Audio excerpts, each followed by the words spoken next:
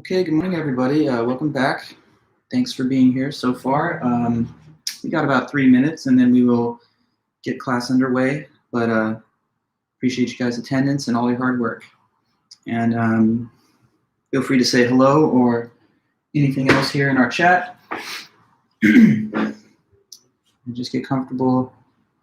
Got a couple minutes to go.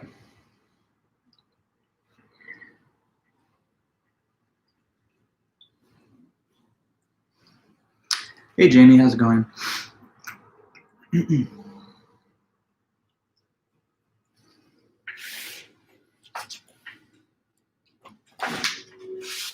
Marissa. Hi, Rachel. Good to see everybody there.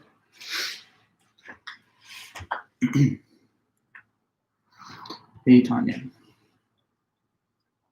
Greetings. What's up, Nathaniel? How's it going? Hey, Jessica.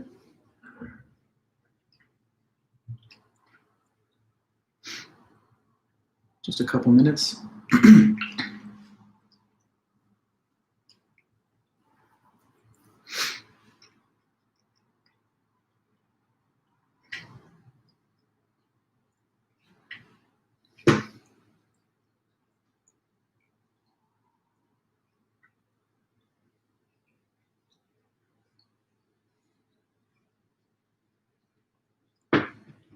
Hey, Valeria. Hi, Dronrid.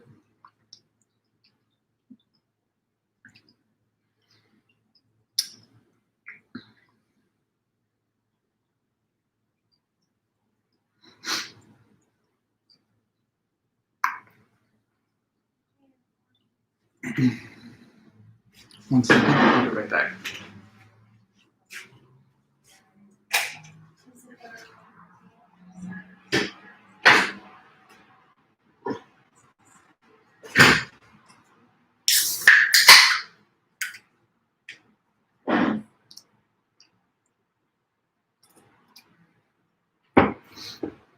Trying another brand, Waterloo. It's good.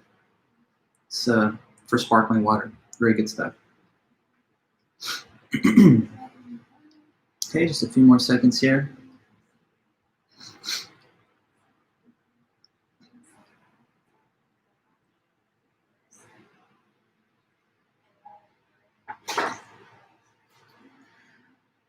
Okay, guys, well, it's 11:30, so let's get started. Welcome back again. Mango La Croix, it's one of the good flavors for sure. I'm sipping on watermelon Waterloo sparkling water. I would recommend trying this one. It's actually a pretty good brand. The flavor is there, and it's pretty refreshing. But hey, Leo, and good to see you too. So anyways, guys, thanks again for being here. We've come a long way all semester, and we've really reached the final home stretch. So want to make sure that we all stick together and focus so that we can get the maximum benefit from the last few meetings here. Today, we're just going to do a little bit more practice on these derivations. Next week, both sessions are going to be devoted to a just overall review of the course concepts. So it's all about final exam review sessions next week. I'll give you guys a basic study guide so that you'll know what kind of information we'll go through next week over the weekend. You'll be given that study guide. But anyways, yeah, we've come to the last 3 class lectures. Today is going to be practice problems in derivations. Monday and Wednesday next week, it'll be review sessions, and then we've got our final. Also, as you guys know, the homework is due on Monday, the 4th and the last homework assignment, so be sure to submit it to me through email no later than the class time of 11:30 a.m. on Monday. That would be Monday the 7th, right? Okay, and hi all the other people that are just showing up. Good to see you guys as usual. Also, as I've said at different times throughout the semester, if there's any student that is curious about their scores or hasn't been able to check on them, definitely feel free to email me, and I can tell you your score on the whole class, any of the individual assignments or anything else, because everything's been graded and we're just waiting on your 4th homework and the final. You're asking, Jamie, when is the final? Let me look right now at the syllabus because I have it on my screen. Our final exam is on Wednesday, the 16th. It's from 11 a.m. to 12:50 p.m. So that's the time slot. Wednesday, and it starts at 11, not at our typical class time of 11:30. So just be sure to be ready to take the test on Wednesday, the 16th at 11 a.m. That's our official time. You'll see it in our syllabus too. So just keep that in mind. We will not have class on Monday, no. During finals week, the only thing that classes do, at least according to our rules and stuff, I don't know if there's individual professors who deviate from the rules, but the rules are supposed to be that we don't teach during the last week and we just administer the final. So there's no regular class meeting. Well, there's a class meeting next Monday. Yes, next Monday is just the regular class week, but the following week is finals week. On that week, there's no class Monday. There's just the final on the 16th. So let me be very clear. Today is the 2nd. There's class today. There's class next Monday and Wednesday on the 7th and 9th. And then the final is the 16th, and that's the only thing during that week for us. Will we be doing the same thing as the midterm? Yes, you will. I mean, you'll be given a document through Titanium. I'll send it to the class as an announcement right before 11 a.m. And then you'll get the 1 hour and 50 minutes period to complete the test. It's a longer class period than the midterm. The midterm is just giving you 75 minutes, a regular class period. But the final is an expanded time period, which is 1 hour and 50. So it's almost 2 hours of time to do the final. Therefore, you have a little more time to work with to complete the answers. But it's similar to the midterm in the sense that there's a multiple choice section, there's a definition section, there are a couple of translations, there's some truth table stuff, and then there's some derivations. So there's, you know, everything that we did before, except now we're also going to add to that with the derivation stuff. Okay. So good questions all around. How many questions? I have to look at the exam again, but I think it's like 20 or less. The midterm, I believe, is 20 questions. It's similar to that. It's about 20. But like half of those 20 are like multiple choice, the first 10 or something. So it's kind of like the midterm. If you go back and see the format of the midterm, it's similar to that. The only difference is that instead of having so many translation questions and so many truth table questions, there's a little fewer of those to make space for the derivations. Okay. And we will definitely cover all the different points of concern and important information as we do the review sessions next week. So are we all good on those matters for the moment anyway? Hopefully so. And, you know, as always, just feel free anytime during the meeting to ask any questions, get any comments, and I'll take your comments as we do it. So once again, I want us to do our little dual platform thing because I want to draw your attention to a set of problems that are in our book, and I want us to be able to all kind of look at them at once. So give me a moment here while I post the link for you guys for Zoom. And as we've done many times, I'm going to allow the camera on YouTube to roll so that you can easily find this meeting later. And we'll also use the Zoom format so that we can look at the shared screen. So here is the link. Go ahead and use that link. And you can leave your other window open if you like, but make sure not to have the audio messing with your Zoom microphone. Okay, here we go.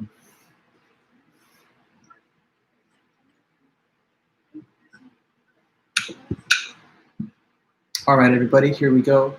Let me open the chat.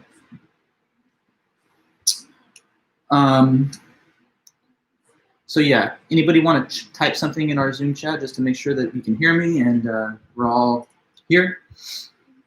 Let's see. Okay, good. Thanks, Valeria. See you there. Perfect. Yes. Okay, I heard somebody. No worries. Let me just now create the shared screen.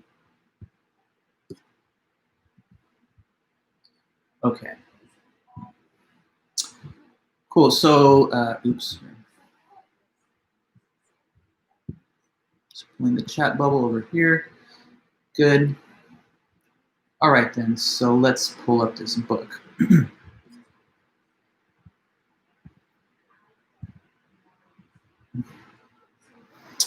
Cool. So let's see. I had a few problems that I wanted us to try. In 5.3, so I want to like scale up from an easier set of problems to some that are a little more difficult, and we'll try and mix around of both. So starting in section 5.32 right here, we're going to try and do some of these derivations. Let's start with problem A, which isn't too bad. It's this one. So what it's saying here is derive this proposition that's below the horizontal line. And these are the assumptions, the two statements that are above. So let's put that on the board.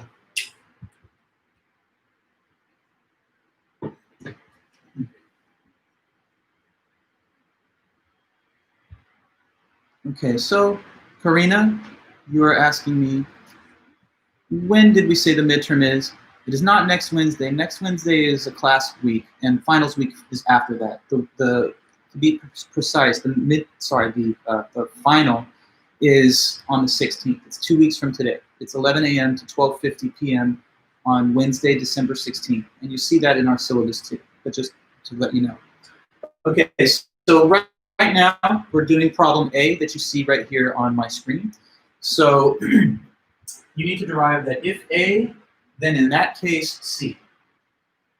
And we are provided these two initial assumptions. First of all, that if A, then not B.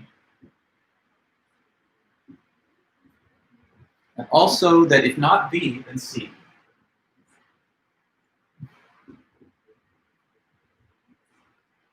Okay, so let me see here, guys, as you're using the chat or the mic, whatever you want to do. But what would be the way to start this problem? Let's ask, what kind of statement are we trying to derive? What is this type of sentence that we're trying to derive? Who could tell me that one? Let's just get that on the table. It's a conditional. Very good, yes. So to do a conditional, what type of inference? Good, Frida, conditional introduction. So let's make an inference, guys. Tell me what to do on line 3. What inference should I do? Just say the statement, assume the antecedent. Okay, very good. Well, what is it specifically? Assume what? Okay, assume A. And we're doing that based on the rule of conditional introduction.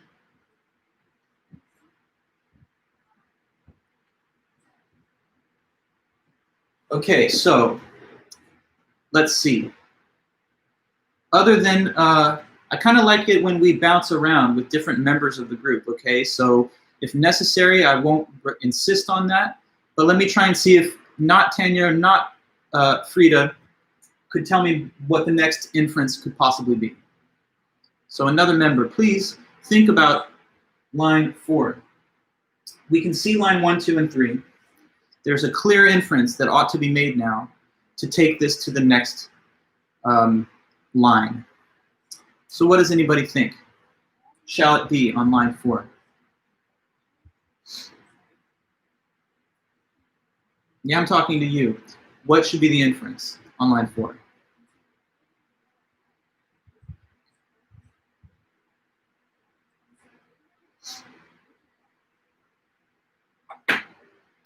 Okay, Jessica, good. Very good. Also good, Jamie. It's conditional elimination, because look at line 1 and line 3. As we've said many times, conditional elimination is when you have a conditional, that's an arrow sentence, and then on a different line, you just have the left part. When those two things exist, you can eliminate it, and that obtains the consequent. So we've got here tilde B, conditional elimination, line 1 and 3. So that's perfect. Now, there's a new thing that's there. It's tilde B. Since that is now one of the lines of the proof, it enables another inference that we could not have done before this. So who else can tell me on line 5 what should be the next inference? What should that be? Let's go with someone, not Jessica, not Jamie, not Tanya, not Frida, but who? Who can tell me now on line 5 the new inference that we should make? It's group participation. It's a leaderless group. I'm not the leader, you're the leader. What's the next inference? Okay. No, not the case. Not so. Conditional elimination, Karina, you say for C. Okay, good. I like what you're saying. And same to you, Jessica. even though you're taking some of the heavy lifting. But yeah, Karina, 2, 4. We can use conditional elimination. Now that we have tilde B, can we see that that matches the antecedent here on line 2? You have to always look for that. When you have a conditional, always scan to see, is this one thing that's on the left on any other line? And if you haven't yet used that to do conditional elimination, then you should.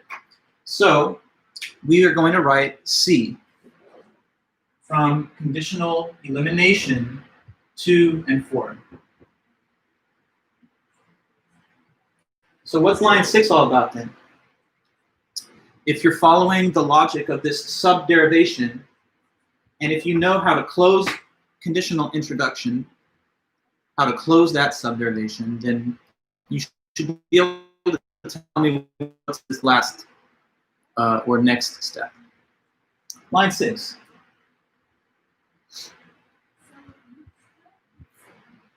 Line 6. We did conditional introduction on 3.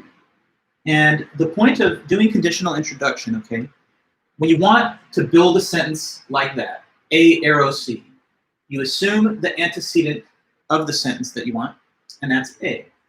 And then you make inferences until the consequent that you want appears in the subderivation. In this case, the consequent is C, and we've been able to establish that in the subderivation. That means we close it because we started with A, and we deduced until we got to the consequent C. So yes, correct, Amory and Kalia. It is A arrow C, if A then C, and that's conditional introduction lines 3 through 5. Perfect. Yeah. So that would be our answer for this problem. Not the most difficult of all possible problems. Let me show you the answer key on that.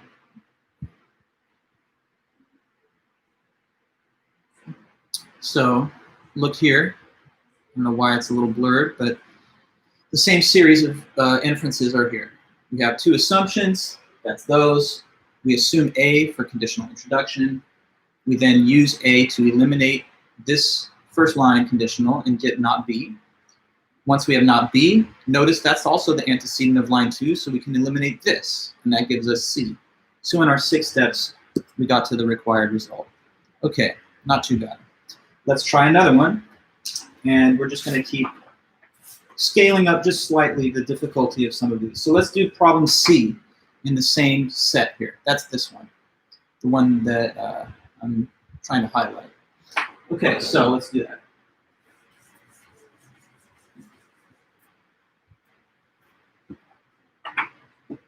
So in this case, what we have to derive is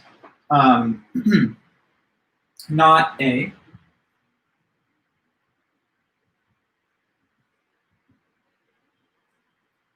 And we have 2 assumptions to start us. That is that A, if and only if, B. I'm sorry, I wrote the wrong result that we need to derive. It's tilde B, thanks. So one assumption, A, biconditional B. The other assumption, not the case that A. All right? So there we go. We've got 2 assumptions and a goal. What kind of sentence is this goal? The thing that you have been instructed to derive is what type of sentence? Okay, good, Valerie, it's a negation, yes. Negation of B. So when you want to generate a negation, the rule that we usually try is negation introduction. So follow through with your suggestion. What is the assumption then that we would make to initiate this proof? You tell me we'll use negation introduction, good. So just walk me through the inference itself on line 3 here.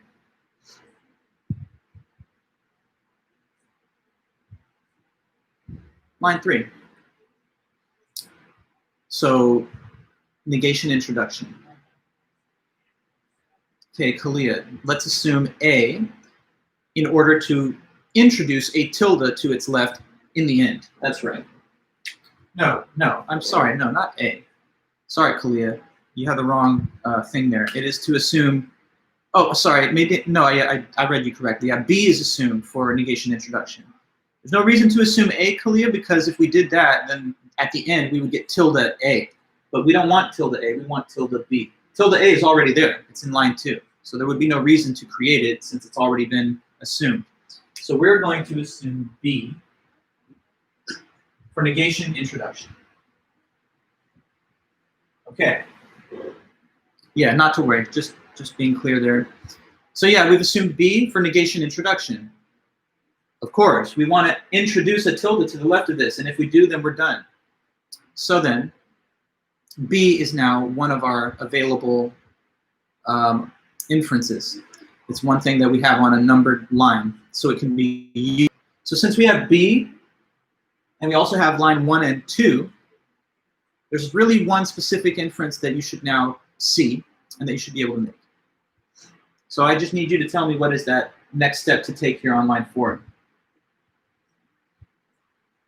Just look at line 1, 2, and 3 and see how the parts connect. And tell me what is an inference that we can use involving these 3 established claims on line 4. Okay, good. So Arlene, and that's very much correct. A from biconditional elimination 1 and 3. Let's remember biconditional elimination.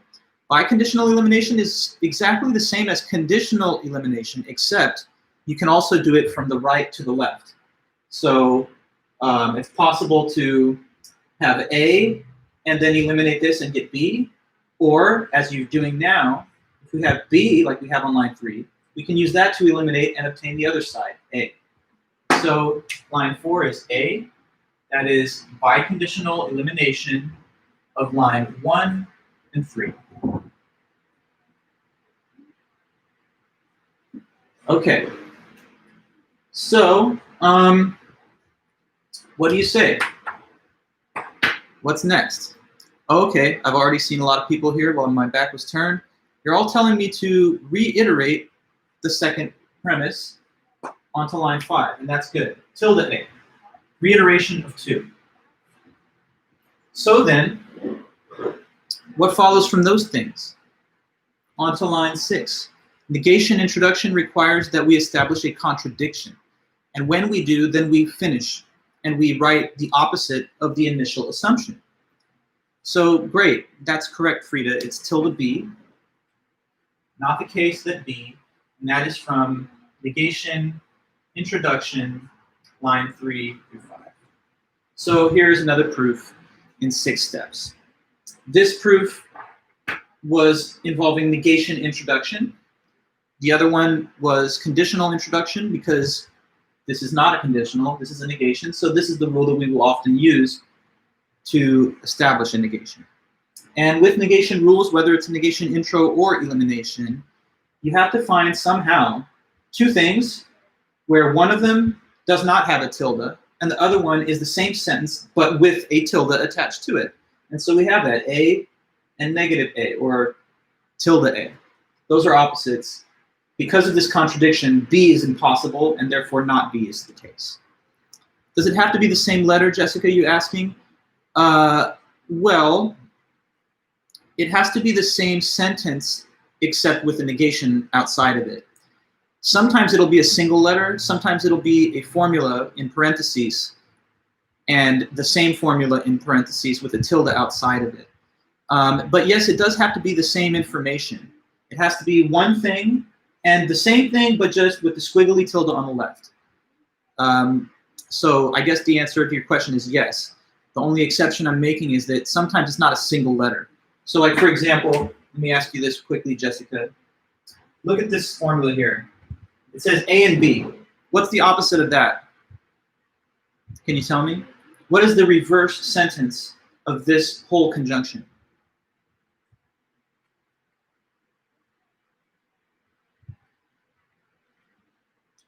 What's the opposite of A and B? Good, that's correct, Jessica. Tilde A and B. So like this is a contradiction also. And if we are dealing not with a formula, but with a single sentence letter, then true. It has to be like the reverse of that sentence letter, meaning that there's a minus, there's a tilde sign on it. So like, what's the opposite of this? Just so that we're all clear and on the same page. You see that says C? What is the reverse of C? Tilde C, correct. So it's like you always need to have two things like that to close a negation subderivation. It could be a letter and its opposite. It could be a formula and its opposite. But there have to be like the opposites of whatever variety. And then that's when you can close such a subderivation. And what it releases, the output that comes from doing this, is the opposite of the assumption made to begin the subderivation.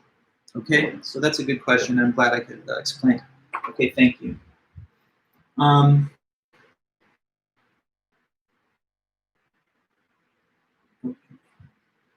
So I just got an Amber Alert on my phone, so I had to close that. All right, back to what we were doing here. And yeah, let me show you the solution that's provided in the manual.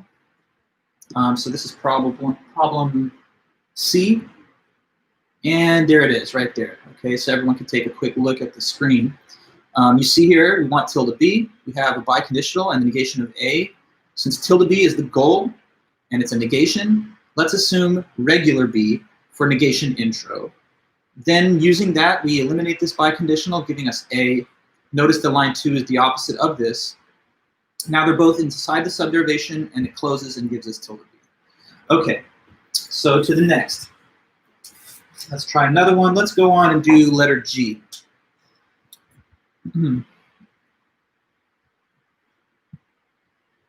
That's this one here. On the left column at the bottom there.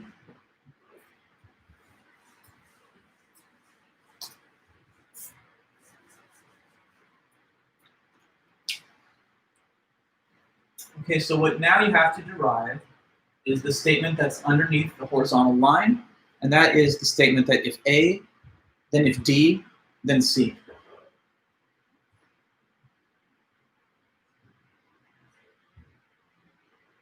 And the premises given are that if A, then if B, then C.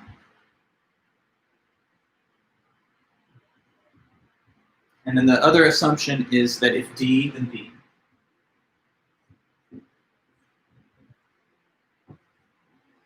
Okay, so here's the current problem.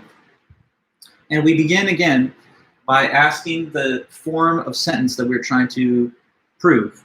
We ultimately want to prove the bottom line of this derivation is going to be what kind of sentence specifically?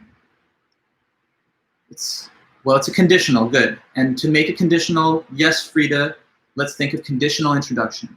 So tell me then the method of starting by conditional introduction here. Since this is a goal sentence, A, arrow D, arrow C, what is the conditional introduction assumption that we make when we start on line 3?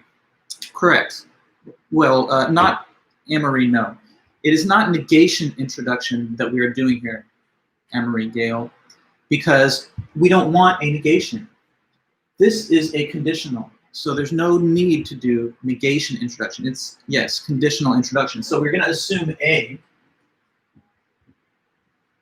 for conditional introduction. Right? Don't confuse yourself. If you need a conditional, you're going to do conditional introduction, and then you just have to like look at the goal and assume the stuff that's to the left of the main arrow, and that's just A. So now, inside this subderivation, we have to prove the consequent of this big conditional. Now, who can tell me what is the consequent of our goal? The consequent of the goal conditional is what statement?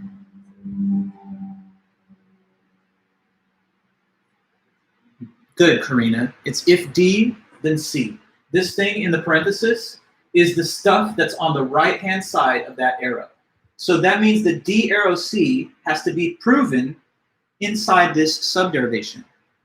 Now, inside the new subderivation, we have a new goal, and it's to build D, then C. So if I want to establish D, then C, I have to use what rule? Because D, then C is a conditional. So I have to now make a second subderivation. And what is the rule I'm talking to you about right now? To get us to D then C. Question, what inference rule? Correct, Arlene. Conditional introduction. So follow up. If we're now going to do conditional introduction with the goal to get D arrow C, what is the assumption being made? That's right, it is the assumption of D.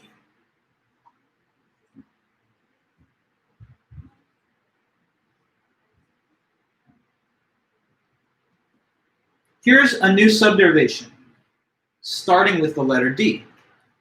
If this is going to establish D then C, then what are we going to have inside of this guy?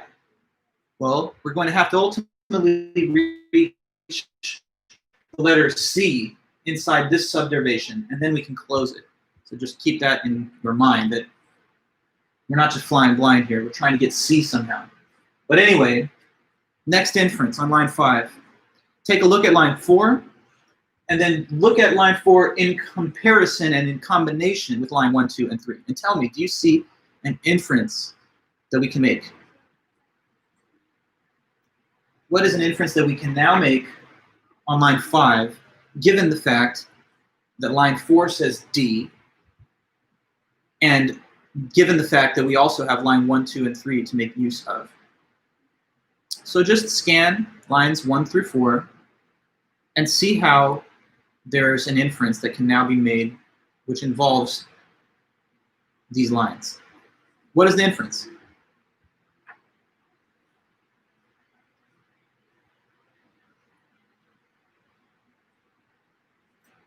What's that inference?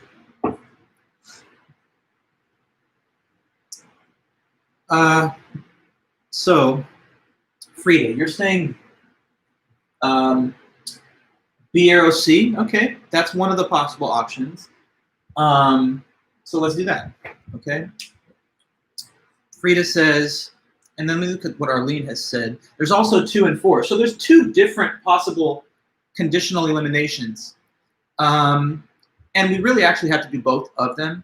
So let's just do them in 2 steps. Okay, so Frida, I'm going to do yours first.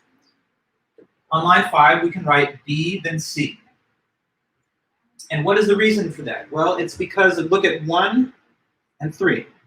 Line 3 says A, and line 1 says that if A, then blah, blah, blah. So if we have the antecedent and it matches on another line, then that eliminates this conditional and provides us with just that right-hand statement. So that's conditional elimination of 1 and 3. Now on line 6,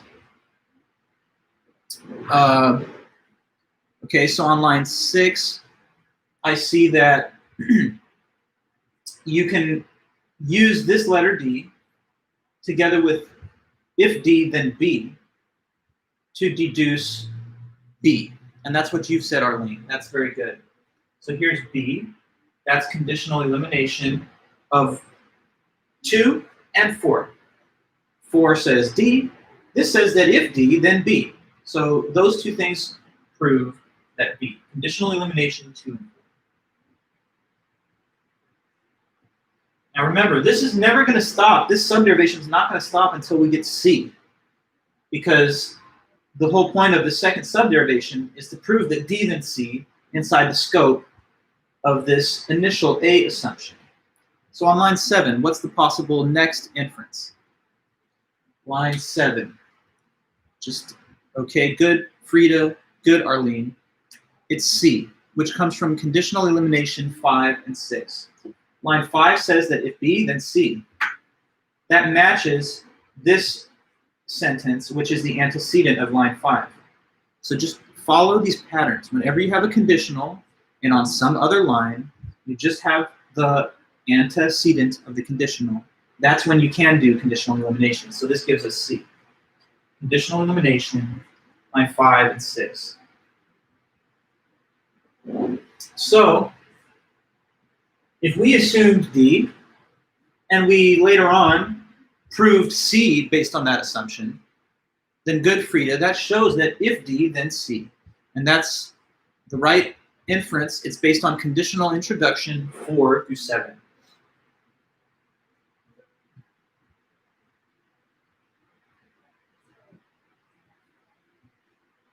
So there's just really one more step. Who knows what the final inference is of this problem? I mean, if you know it's the last step, that's kind of like a dead giveaway, because the last step is always going to be identical to the statement that it says derive colon this statement. So the final inference gives us what? Maybe not you, Frida or Arlene. Let's see someone tell me that's not Frida or Arlene. What is this last inference? We've started with A here on line 3 and proceeded through steps until we got to D, then C. So all the real work is done. You just have to finish now and close it up. So what's that inference on line 9? Jessica, good. It's A, then D, then C. And it's conditional introduction of 3 through 8.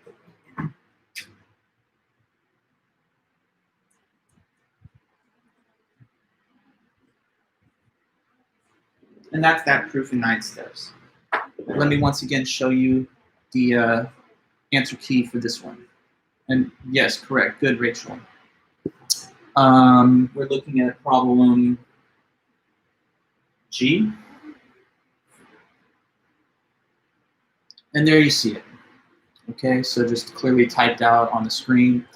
The goal, once again, just to summarize, is a conditional. Now, whenever you have a conditional where the consequent clause is another conditional, and if that's the goal that you must derive, then you will have to do 2 subderivations. You have to do one subderivation for A, arrow, blank, and then since blank is another conditional statement, you have to have a second subderivation that assumes its antecedent separately. That's why A is assumed first, and then because the consequent is a conditional, D is assumed. Now in the second subderivation, if we just focus on it, the goal, having assumed D, is to establish C on that basis. And we just have to do a few inferences to get there. Notice that D allows us to eliminate this conditional. And, well, that's the next step. A allows us to eliminate the first conditional. I see a question in the private chat. Is the only time you do a subderivation when you're, I guess, you're asking, do you only do a subderivation when you're doing conditional introduction? No. You also make subderivations for biconditional introduction, or negation introduction or elimination, or disjunction elimination. So there are 5 different inference rules that all involve subderivations. Let's repeat. Negation introduction and negation elimination. Conditional introduction, biconditional introduction, disjunction elimination. All 5 of those inference rules start with a subderivation, yes. So it is not the only time that you do a subderivation when you are working with conditionals. It's also biconditionals, negations, and disjunction elimination. All of those involve subderivations. Okay, but yeah, so in this case, we assume D, the second subderivation, trying to get to C. A on line 3 can eliminate this big conditional, results in B then C. D, which is on line 4, pairs with line 2 because it says D then B. So that gives us B on line 6. Now since 5 and 6 have B then C and B, those 2 are paired up because of B being available and also being the antecedent of line 5. So that eliminates this conditional, gives us C. And then from there, it's just closing subderivations. D led to C, so that gives D then C. A ultimately led to D then C, so that gives A then D then C. And that's the procedure for problem G. Okay, so let's move ahead to another one. Let's try K. Any other questions though, as I've shown you some of these problems? Let me know. I mean, if you have questions, you need answers. So I want to give you any answer to any question if there's ever anything. So I appreciate the questions, whether they're given to me through the public chat or private chat or whatever. I'm happy to answer those. So okay, let's go on. Oops, don't want to show you the problem yet. Can we do disjunction problems is what you're asking, Jessica. Well, let's see. Let me quickly see what I was going to do on this one. That's K. Let me look at M.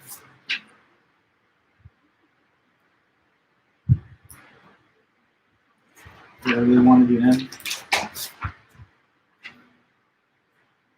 Okay.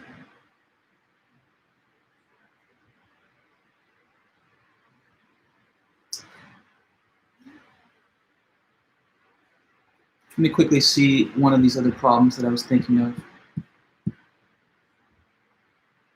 Okay, let's see. That one's pretty tough.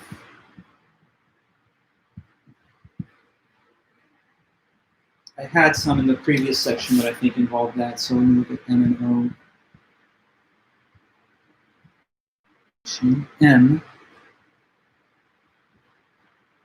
Oh, yeah, sure. I see the other request. That's fine. So I'm just looking at one that makes reasonable use of that kind of rule. Is it Q? No, Q is very long. It's not O.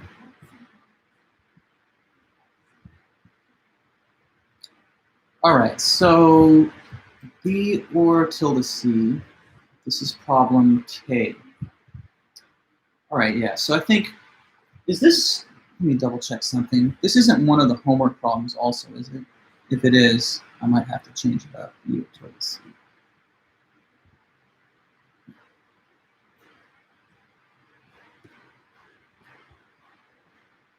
Okay, yeah, so let's maybe try this one then. I'm looking here at this problem, problem K. Yeah, so let's do this. This definitely involves disjunction elimination. So this is problem set 5.3, part 1, letter K.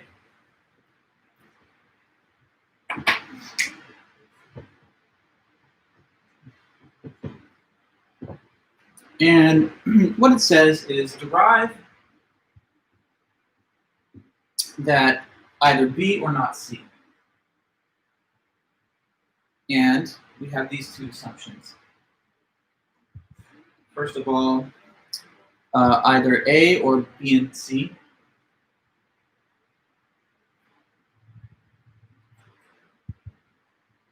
And that if C, then not A.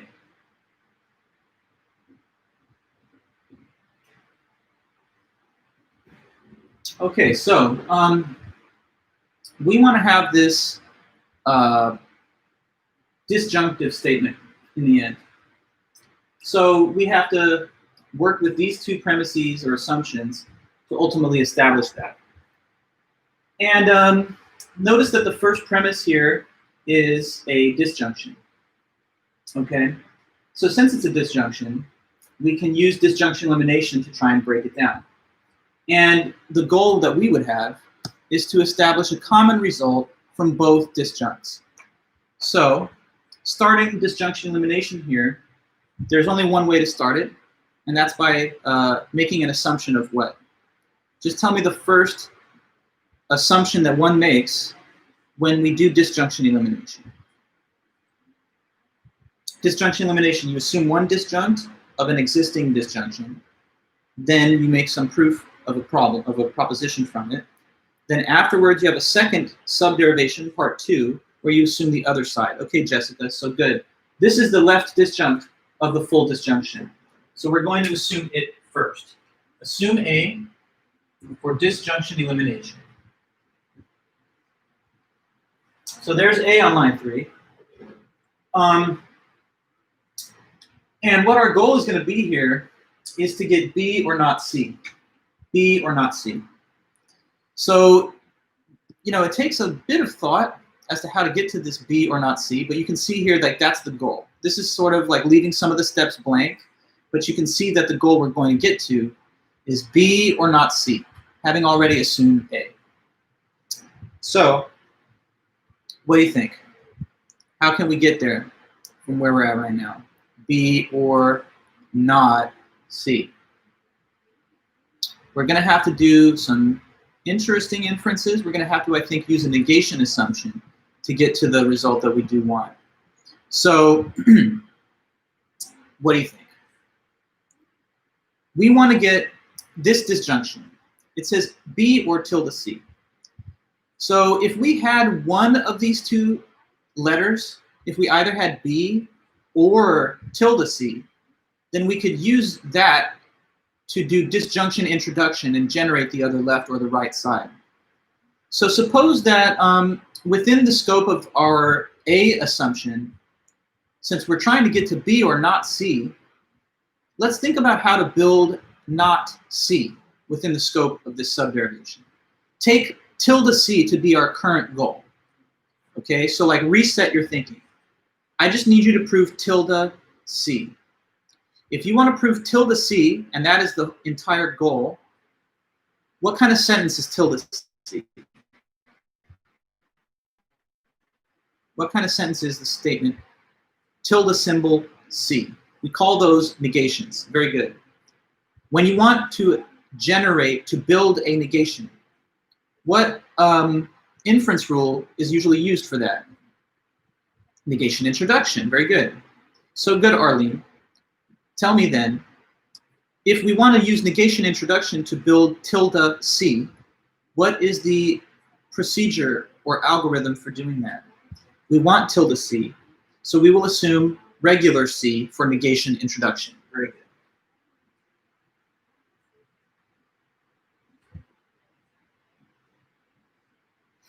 Okay then, so when the negation rule is being used, what do you always have to obtain before you can close the subderivation? The whole point of these negation rules is to find, they're called what? Contradiction, yes. So you need a pair of opposite statements to somehow show up here. Well, we'll get there. Maybe you see already one of the inferences that we can make now on line 5. Consider that we have now got the addition of C on line 4, which is useful because it provides for an inference that we could not have made before we had C. So, Karina, you say tilde A, that's right. It is conditional elimination from 2-4, and that gives tilde A.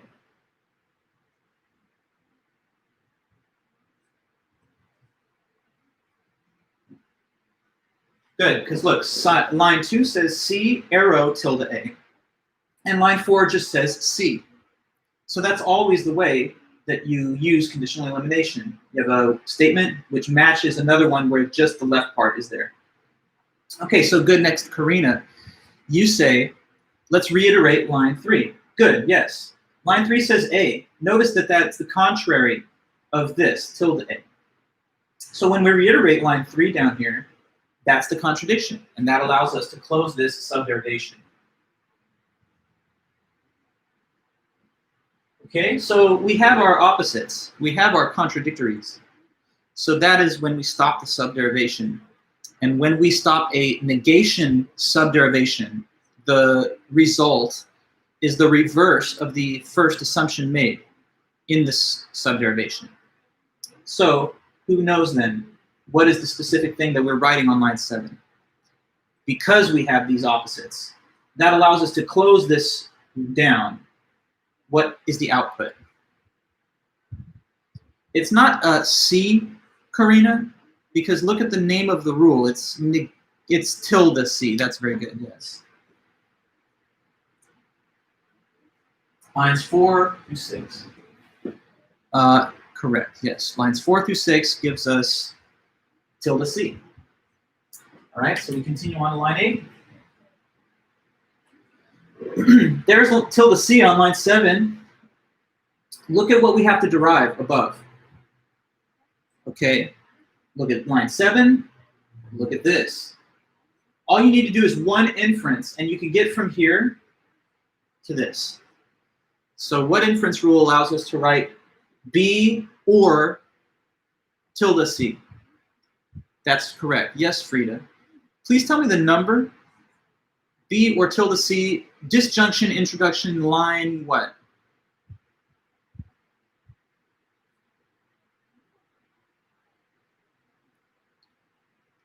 Wedge introduction, line, just asking for the number. Yes, it's 7, that's right. Because on line 7 it says tilde C.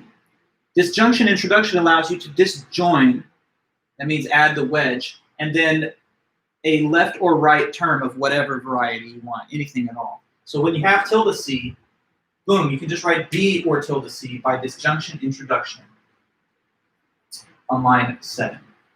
So, look, A, the left disjunct, has led us all the way down to B or tilde C, which was the goal. But unfortunately, we're not quite done yet, though, because disjunction elimination doesn't allow you to stop there.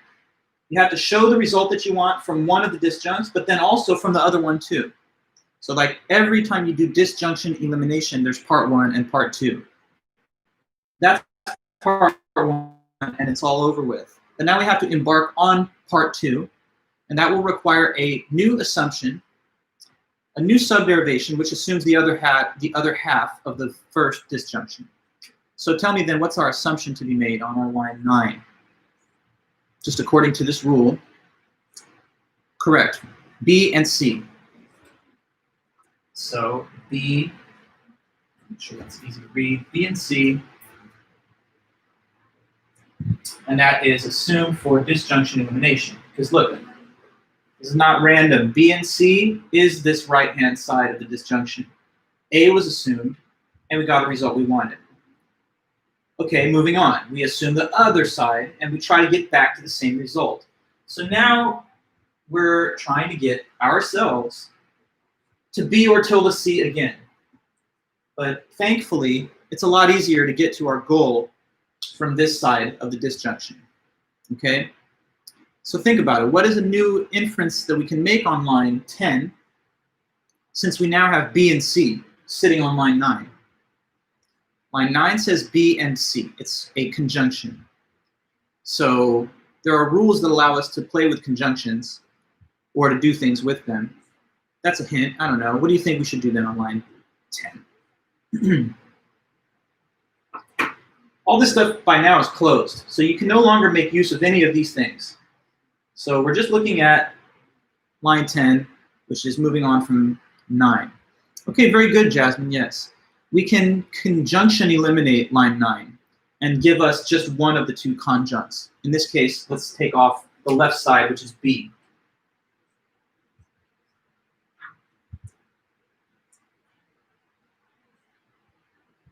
There's B. Okay, well, consider what our goal is. What's our goal right now? Okay, Jasmine. Yes, very sharp. It's B or tilde C, and we can now establish this on line 11 by simply doing disjunction introduction on B.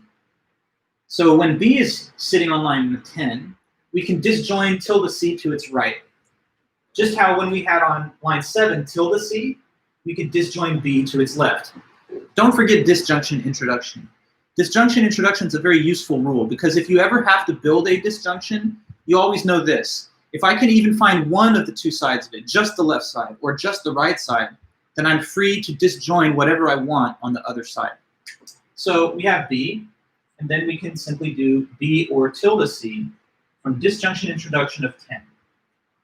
So now on the 12th step, we are done, but you have to tell me how to close the whole thing. So what information should I enter on the 12th line to conclude the proof? Line 12, what do you say? So the way disjunction elimination works, you have a full disjunction and you break it apart. You start by taking off the left side and proving something from that.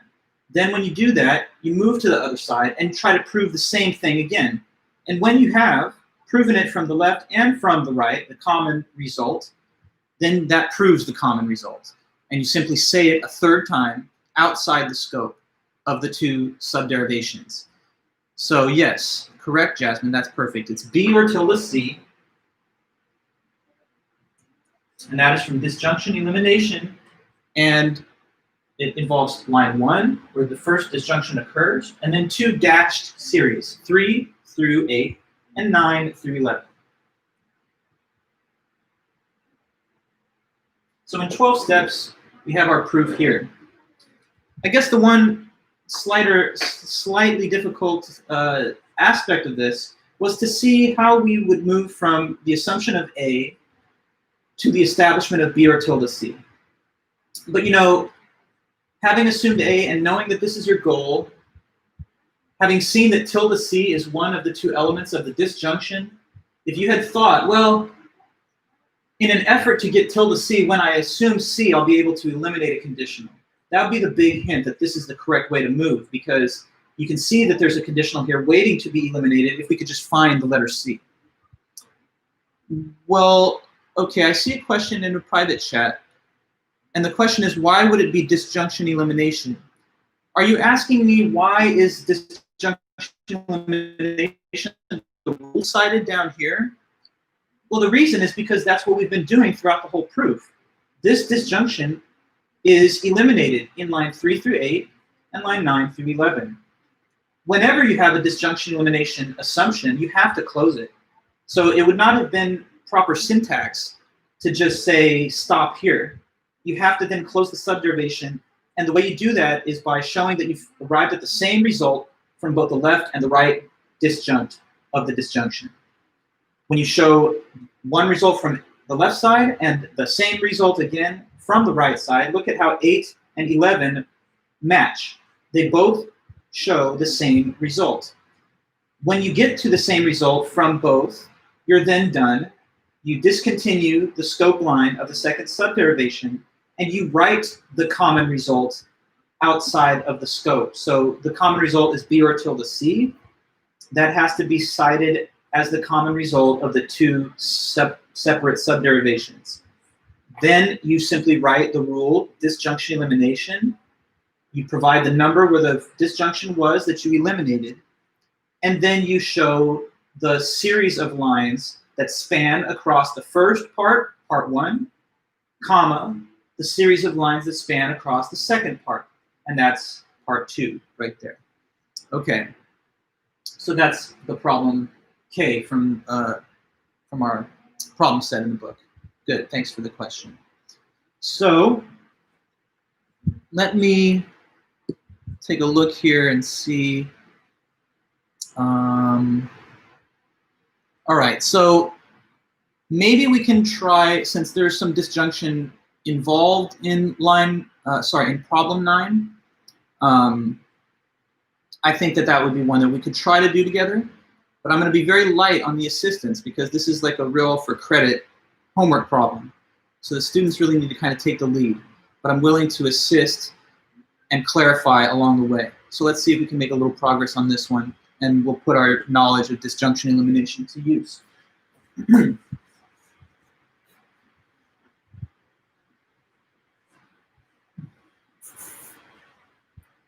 Okay, so, homework 9. A lot of steps to this one, so I'm going to try and write a little smaller. Here's your goal. Derive C and not A and D.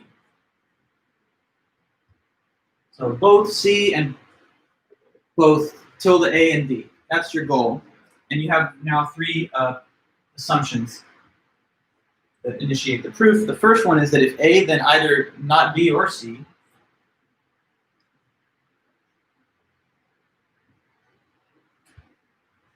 The second one, if A, then B. No, sorry. I'm sorry. I messed up by looking at the wrong problem for a half second. So let me start that again here. A, then B.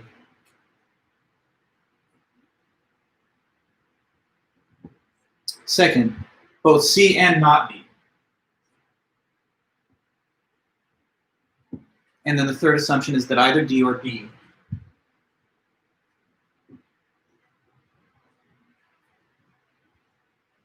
Okay, so saying nothing. Tell me what you think you should do.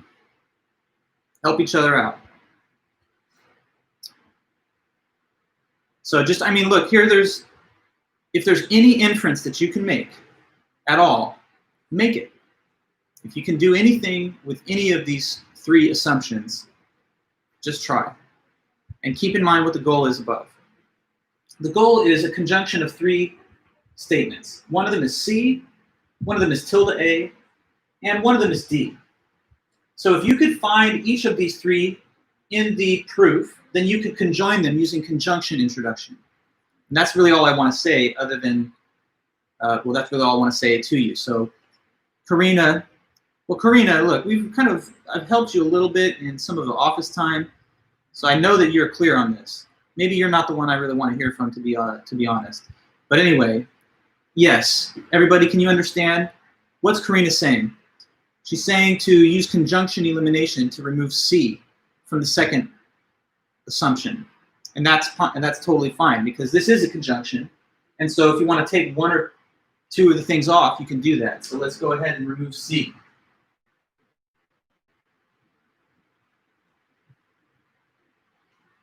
Okay. So C is sitting there. That's good. But obviously this is not the solution yet. It's just one small part of it. So go ahead, tell me the next thing you think we could do. Okay, Frida, you say do disjunction elimination of 2. And let's assume D, the first disjunct. Okay, no problem. Let's do that.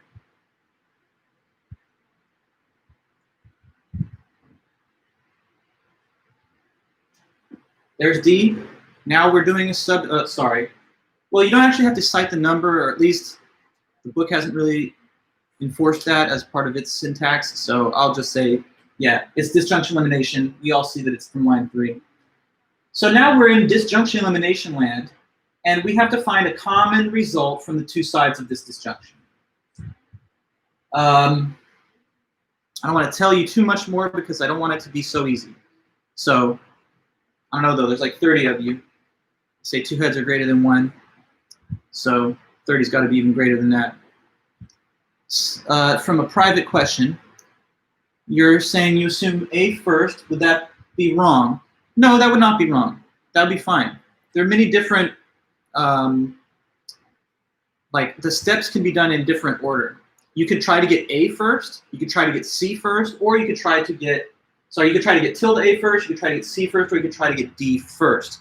Any of those things can be your first move. It doesn't really matter the order, as long as they ultimately all get established. So that's not a problem at all, and that's a good question. So in this problem though, given that we're working as a group, we'll get to it a little later. Anyway, we assume D then.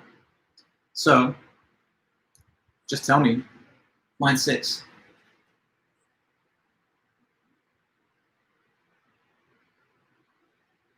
Student led.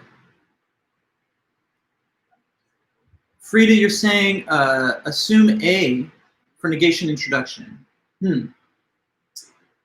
Well, I think we got to do one thing at a time. Negation introduction is going to have to be used ultimately, but I think we have to focus first on this disjunction elimination that we just started with.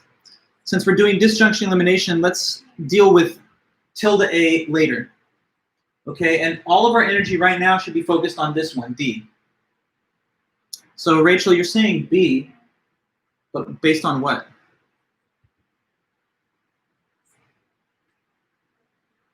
Based on what rule?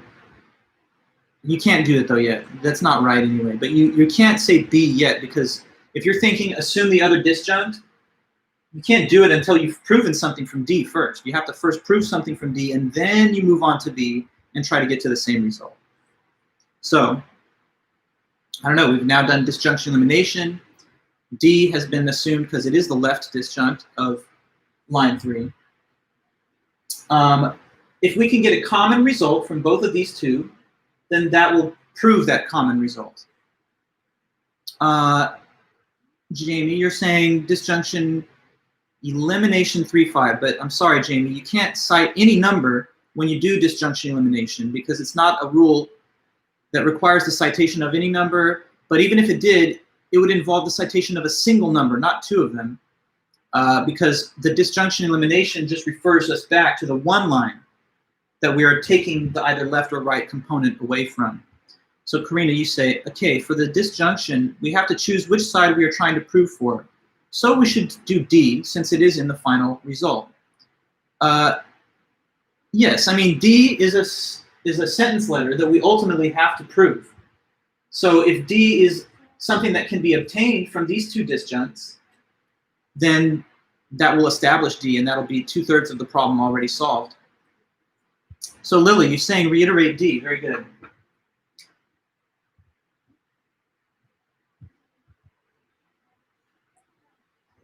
Reiterate D, because we want to prove D. You can see that, right? This is one of the sentence letters.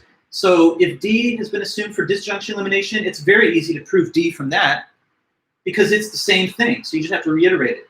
So part one of this subderivation is done. Let's go ahead then and start to move to the next part. It's disjunction elimination, and it's not over yet. Jessica, what is your question? Is what possible? Everything we're doing is possible. You're seeing it happen. This is definitely possible. You reiterate a line, and then it appears again on a subsequent line. That's just reiteration. So yeah, for sure. D is the letter D. So proving D from D is easy. You just say it again. But now we have to prove that from the other side. Well, it's not that you're just assuming a letter randomly. You're assuming the letter that occurs in the disjunction. And in this case, since the goal requires the derivation of that letter, we only have to reiterate it. But it's only half of the problem solved when we're using disjunction elimination. So it's not like you could just create anything out of the blue by saying, hey, I want this, and so I'm just going to say assume tilde A, and it doesn't exist anywhere else, and then reiterate it and like act like you're done. No. You have to prove a common result from both disjuncts. The common result we are steering towards is D. From D, it's elementary, reiteration. Now we have to move to the other side of the disjunction. So I'm asking you, what is the next inference? Because we have to complete disjunction elimination. Yes, good. Okay, Frida, so you're saying B. We assume B, which is the other side of this disjunction.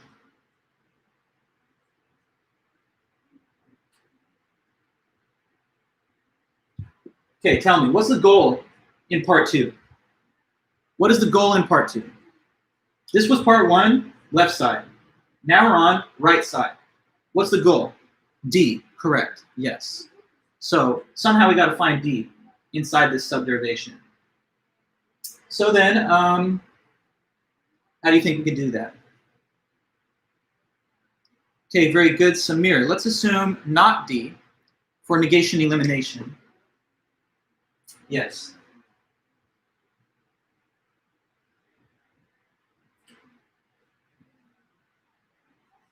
Because if you want D, you can always think of, if you want the letter D, then you always have to think of maybe assuming the reverse of it, and then bringing down from above contradictory statements, okay? And then that will allow us to close this little mini subderivation, and D would be the byproduct of that. So we have now got a negation assumption on the table, which requires contradictories to fall below. Look at every line in the proof and tell me, do you see the material for a contradiction in the various lines above? Okay, Jasmine, great. Let's reiterate 7 to get B here.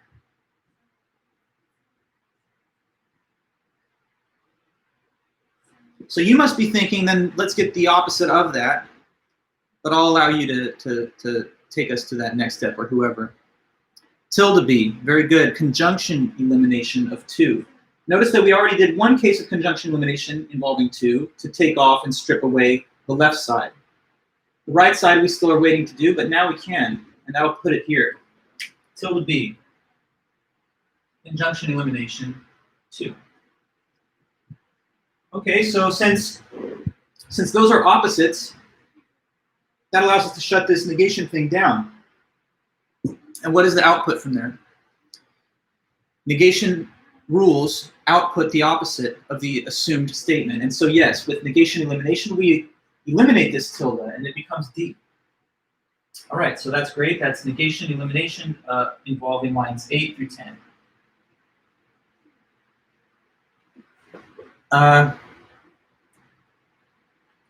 So follow the logic, right?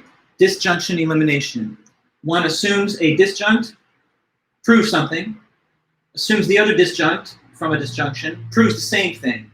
And when you show the same thing from both left and from right, then that proves it and you can state it. How is tilde B obtained, Jessica? Look at line 2. What's line 2 say? Type it out, Jessica, one time. What's that say?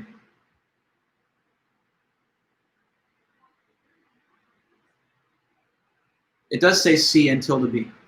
Now, can you recall how conjunction elimination works? That's a conjunction. It says and. It says C and, not B. When you have a conjunction, this is the first inference rule that we learned. You can take it apart. You can take one or both of the parts apart by using conjunction elimination. That's how we got C. Were you clear on this, that C came from line 2? Because we just conjunction eliminated line 2 and took the left side off. So we're doing the same thing here. We're just taking tilde B off of line 2. If you're ever asking how was it obtained, look at the justification column. That's specifically telling you how it's obtained. It says conjunction elimination 2. How does conjunction elimination work? Like, let me ask you a question. Suppose that I have this, W and X. And let's say that that's line 1. And then I'm telling you this, derive X. This is an easy proof. How do you get X on line 2? Oh, not to worry, but let me make sure it's clear. Jessica, how do I get X now in this little mini proof on the left? Just tell me the rule. X, conjunction elimination 1, yeah. Done. Okay, so like now, can we see? Here's where tilde B came from. It came because we released it from line 2 by eliminating it, conjunction elimination in line 2. Okay, so good. Thanks for the question. But back to this, okay? No problem. We wanted to show D from the two sides of the disjunction, and we did it. Now all I'm asking you to do is close the subderivation. That doesn't even require creativity. It's just it's a rule. It tells you exactly what you have to do. So you show the same thing from both sides, and that results in what statement? For disjunction elimination. On line 12, we're going to write what? Correct, Jasmine. D. That's disjunction elimination. 3, comma, 5 through 6, comma, 7 through 11. And that's correct. So look, we got 2/3 done. We've got C, we've got D. What's the last part of this conjunction that's still missing, that we still have to prove? There's still one more part. What is it? Tilde A, yes. So we're now on the hunt for tilde A. What kind of sentence is tilde A? We call those, remind me, they're called negations. Yes. When you want to prove a negation, there's a typical rule. It's negation introduction. So good, Jasmine. Let's assume A, and we're doing that because we want to have tilde A result from finding a contradiction. So here's A. Assume that for negation intro. I'll have to move over to another ledger line, but let me try to get some more down here. Line 14 then. Yeah, line 14. So now we see we've assumed A. We're hoping for a contradiction ultimately, but we're going to have to get there through inferences. So I see Jasmine and Samir both saying good information. Conditional elimination.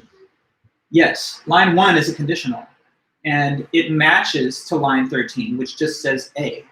So that allows us to eliminate and get B. It's not very legible, sorry. So that's conditional elimination, 1 and 13. Here's B. Tell me again, what's the opposite of B? Okay, Samir, Frida, you're already a few steps ahead. Tilde B comes, once again, from conjunction elimination here of 2. So line 15, for example, this is like our second subderivation. That's why I have 2 of these scope lines. Tilde B. Conjunction elimination 2.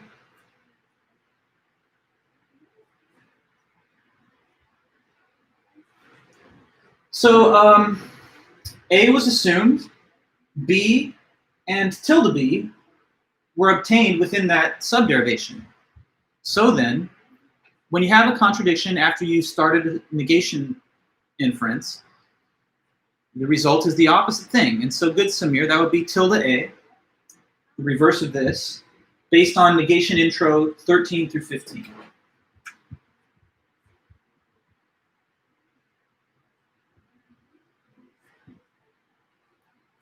Okay, so we're right there. Can we reuse inferences, Karina? Well, yes. You could make the same inference however many times you wanted. Like, I mean, for example, I could like just spin my wheels and keep on inferring the same thing, but it would sort of be repetitive and redundant. Once it's shown once, okay, like how we did tilde B for line 10 and 15. Yeah, so Karina, we talked about this. The reason we did that is because in each subderivation, a contradiction has to be present. So, like in this case, we need this contradiction to be present to close that subderivation.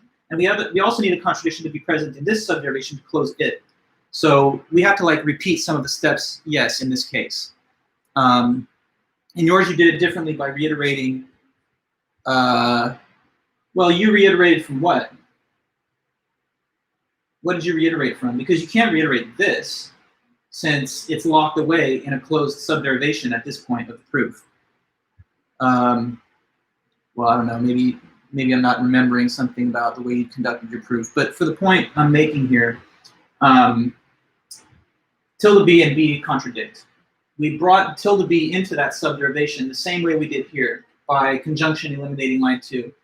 You know, I guess what we may have done, if I'm having a memory of it, is already remove tilde B earlier, and then it was not embedded in the conjunction, so it could be simply reiterated from wherever it was placed, line 5 or something. Okay, good, not to worry. Back to this though, guys. I mean, it's the last few steps. Maybe I should leave that to your own work. But does anybody have a thought about what you would write on line 17? Because if you do, you can help the class and maybe yourself. Otherwise, I'm going to have to close this without getting to the end. But there's only like 2 steps left, so that's easy enough. Okay, Frida, tilde A and D. That's conjunction intro 12 and 16. Yes, so 16 and 12 get combined, and that has this. I'm not going to write it because I want to leave you with at least a little work, but then what would you have done after this on line 18? So according to what you've written here, Frida, line 17 should say tilde A and D. Good. Conjunction introduction 12, 16. Then from there, our 18th line would show what you are both saying, Lily and Frida. It would show that C and parentheses tilde A and D, because that would be to conjoin line 17, which we would have written as tilde A and D, with line 4, which is simply C. So we would then conjoin this with that. Line 18 would show us our solution. Okay, guys, well, I'm trying my best to help you with a little more of our derivation work, and you've still got the weekend, and and whatever other resources, our Logic Tutor, my email, and your text and notes in these class meetings. So do your best and make sure to turn in the homework to me. I see a question in the private chat, and I'll just address it very briefly while we're all here together. Could we have just used line 4 and 17 to prove it? Yes, but that's what we are saying. But you don't have line 17 until you conjoin line 12 and line 16. So if what you're saying, Samir, is could I have just said conjunction introduction 4, 12, 16? No. You have to do it step by step. You can't conjoin 3 terms simultaneously. You'd have to do 2 of them, and then the third one gets attached to the other 2 that have been combined in a previous inference. Okay? So hopefully that's clear enough to you. All right, guys. Well, look out for my study guide. I'll mail it to you guys over the next couple of days, and then on Monday and Wednesday next week, we'll just review all the material again. And you've just got 2 things that remain. It's the homework and it's the final. So let's get focused on those things. But and yes, I have my office hours today as usual. I did just send a link for that just before class. I didn't get to do it earlier in the morning, but I did it just before class. So if you go to your class announcements, you'll see the link if anyone ever wants to stop by today or any other time. Like I have office hours today and on Monday, Wednesday next week. And I'm also available to make appointment for times if those don't work. Okay, guys, so let me say goodbye for now, but I'll see you guys. Have a great weekend. So I'm going to close both of our meetings. Bye-bye to the Zoom. See you guys soon. Thanks, everybody. And then over here, all right, guys, so closing up our YouTube meeting. Have a great one, and I'll see you soon.